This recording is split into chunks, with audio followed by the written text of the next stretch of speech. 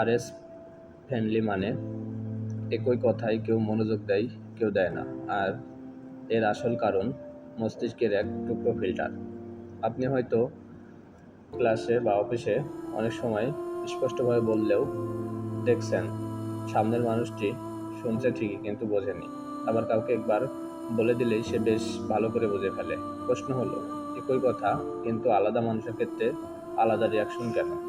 এর উত্তর লুকিয়ে আছে আমাদের মস্তিষ্কের রেটিকুলার অ্যাক্টিভেটিং সিস্টেম আরএএস এ। আমরা কিভাবে কথা বুঝি আর কোথায় ভুল হয়।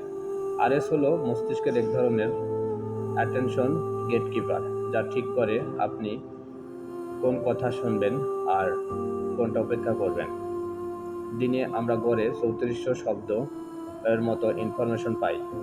ফর্বস ২০২১ সব কিছু তো মনে রাখা সম্ভব না, তাই আরএএস সেটাই ফিল্টার করে নেয় যা আমাদের মাইন্ডসেট, আগ্রহ বা বিশ্বাসের সঙ্গে মিলে যায়। মানে আপনি যখন কমিউনিকেশন করেন, মানুষ আপনার কথা শুধু শোনে না, আরএস দিয়ে সেকে নেয়। তাই বলার আগে একবার ভেবে দেখতে পারেন, লিসেনারের মস্তিষ্ক কি আমার কথা সেকে ফেলবে? একজন শিক্ষক যখন সাধারণ টোনে বলে এ বিষয়টা পড়া দরকার, ছাত্রদের আরএস তখন বলে এটা ইম্পর্টেন্ট না। কিন্তু যখন শিক্ষক বলেন এটা যদি না বোঝেন ইন্টারভিউ বোর্ডে দাঁড়িয়ে মুখে বলতে পারবেন না, আরএস তখন চোখ কান খোলা রাখে।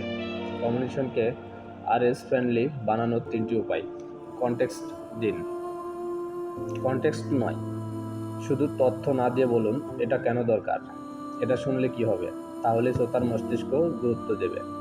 2. ইমোশন ট্রিগার ব্যবহার করুন, ভয়, কৌতূহল ইত্যাদি তৈরি করুন। উদাহরণ, এই একটা স্কিল থাকলে জব ইন্টারভিউ আপনার জন্য বদলে যেতে পারে। রেপিটেশন উইথ ভেরিয়েশন মানে এক কথাকে 3 ভাবে বলুন।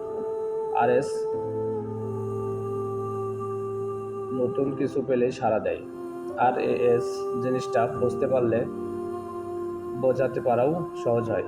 আপনি যদি শিক্ষক, টিম লিডার, প্রেজেন্টার অথবা বাবা মা হয়ে থাকেন, তাহলে মনে রাখুন কমিউনিকেশন মানে শুধু কথা বলা নয়, মানুষের অ্যাটেনশন সিস্টেমকে অ্যাক্টিভেট করা।